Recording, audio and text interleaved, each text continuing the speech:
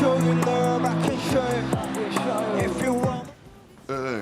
2, 3. Non, regarde-moi, tu n'y arriveras pas si tu ne me regardes pas. 1, 2, 3, 4.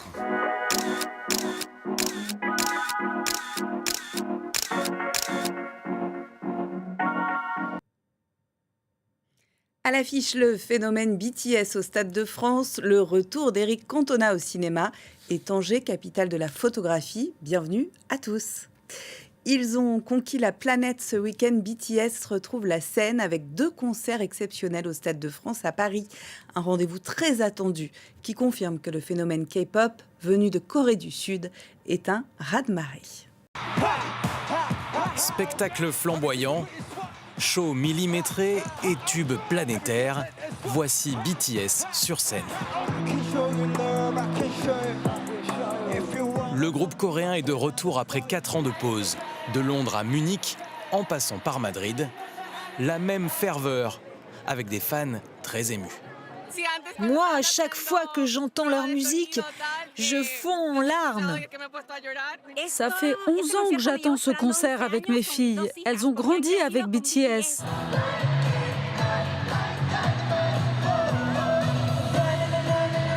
« 13 ans après leur début, la pop sucrée de BTS a conquis le monde, au prix d'un calendrier chargé.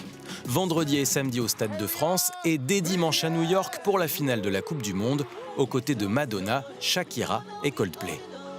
C'est potentiellement le plus grand réseau de fans au monde en ligne. Donc en fait, à partir du moment où on veut avoir n'importe quel impact, par exemple BTS porte un vêtement, il se vend de manière immédiate. Des fans très impliqués et des retombées économiques colossales, 2 milliards de dollars attendus à la hauteur de la dernière tournée de Taylor Swift.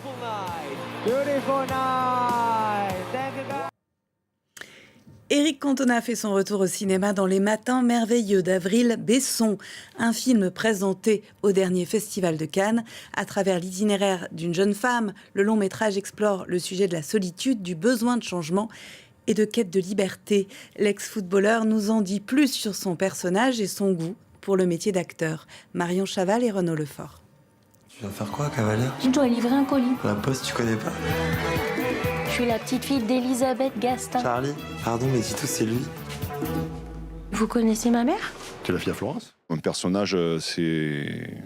Au-delà du fait que je m'occupe de mon père, je suis resté scotché un peu sur les années 80 et sur une histoire d'amour qui aurait pu être une grande histoire d'amour, mais on a été rattrapé par le temps, quoi. Et puis arrive sa fille dans ce village, voilà, qui chamboule tout, je repars un peu dans ses souvenirs et je suis en pleine nostalgie. 1, 2, 3, 4. 1, 2, 3, 4. Ça, c'est le premier. Le deuxième, on tourne en 4 pas vers la gauche, 4 pas vers la droite.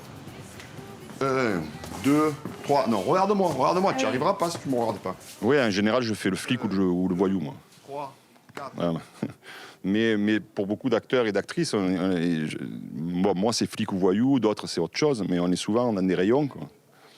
Et c'est beau de trouver des réalisateurs ou des réalisatrices qui ont un peu d'imagination et qui peuvent nous imaginer dans autre chose, quoi.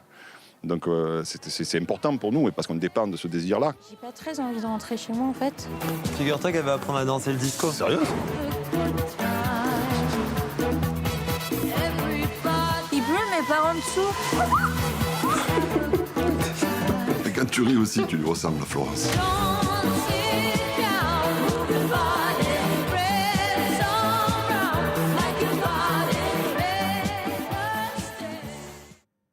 Tanger célèbre la photographie avec un tout nouveau festival international. Pendant plus de 2 mois, la ville marocaine se transforme en galerie à ciel ouvert entre mémoire, création contemporaine et regard sur le monde. Nasrine Constantini est allée à la rencontre des artistes.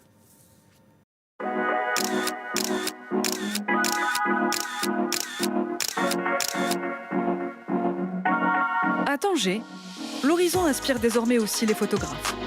La ville a lancé la première édition de son festival de la photographie sur le thème « L'appel du large ». On a eu une succession depuis Delacroix, Matisse, mais aussi d'autres artistes qui ont séjourné à Tanger. Et donc cette relation intime avec la photographie, avec l'image en général, fait que c'est la ville idéale qui renoue aujourd'hui avec son passé, son histoire et son héritage iconographique. Galeries, musées, espaces publics, le festival investit toute la ville. Habitants et visiteurs y découvrent des œuvres venues du Maroc et d'ailleurs. On est ici face à la mer. J'aime profondément que mes photos soient exposées au grand public, à ceux qui s'intéressent à la photographie, à l'art, comme à ceux qui n'y sont pas sensibles. Pour moi, la rue, c'est le musée démocratique de tous. L'invité d'honneur est l'Espagne. Un hommage à l'histoire commune des deux rives du détroit de Gibraltar. À l'Institut Cervantes, Isabelle Munoz expose le corps humain en épopée visuelle. Il y a 20 ans que je suis venue ici et que je fais un travail, j'ai une image dans ma mémoire. Il y avait un endroit où les gens, là, dans l'après-midi, s'assoient pour regarder l'autre pays. Et c'était la mer. Alors j'ai pensé à ça et j'ai dit, je veux amener à Tanger la mer. Autre nom à retenir, Louise Aben, premier prix du concours organisé par le festival avec sa série Yelli. Un travail sur la double identité. Moi, je suis franco-marocaine, j'ai grandi en France d'un père marocain et j'ai pris un peu l'excuse de la photographie pour rencontrer des jeunes femmes marocaines de ma génération et les photographier dans leur chambre. Et j'ai fait pareil en France. Donc j'ai créé une série où on fait un aller-retour entre les deux territoires. Donc ça parle de la jeunesse nord-africaine, ça parle de la représentation de la femme et de l'identité qui pour moi se définit pas à un territoire ou l'autre.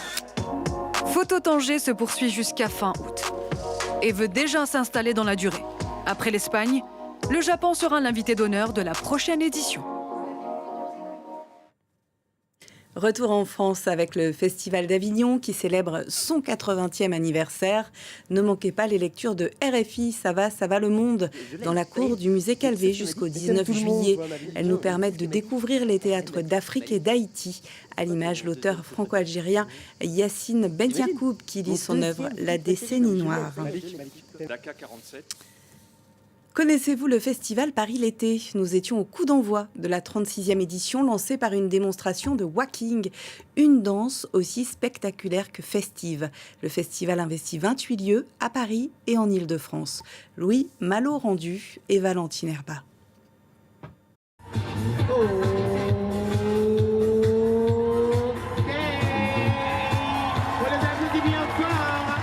Le Grand Palais transformé en piste de danse.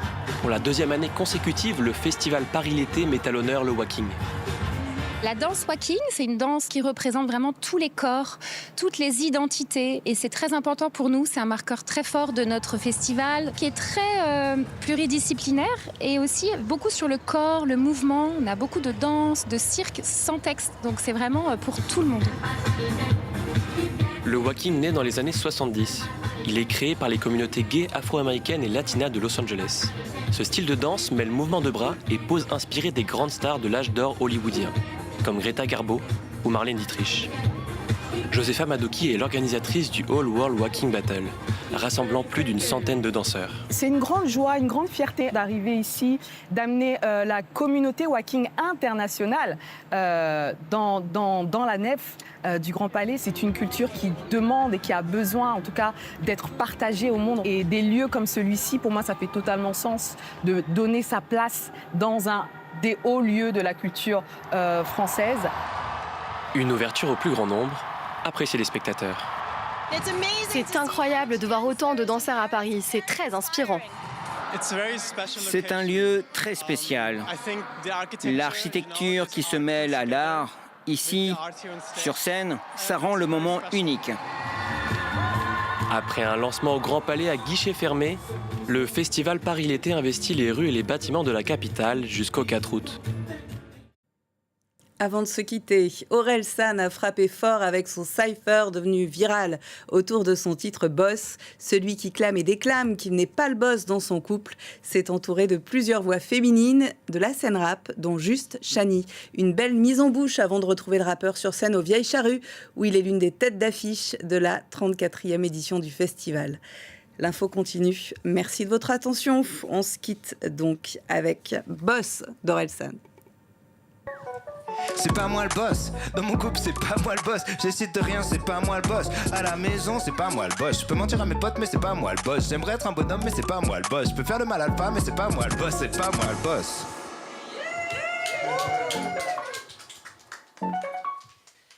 Les mecs en couple, j'ai un truc à vous expliquer qui pourrait être assez libérateur. Check, Juste Chani. C'est pas toi le boss, évidemment que c'est pas toi le boss. Vous avez seulement 2 enfants, pourtant chez vous il y a un 3e gosse. T'as rien d'un adulte responsable, t'as rien à voir avec ton âge. Tu lui demandes tout le temps ce que tu dois faire, t'es pas son homme, t'es son stagiaire. Mon ange, quand est-ce qu'on mange? T'es un bonhomme que quand ça t'arrange. À la limite, t'es le boss des pieds sous la table et du sauvetage des apparences.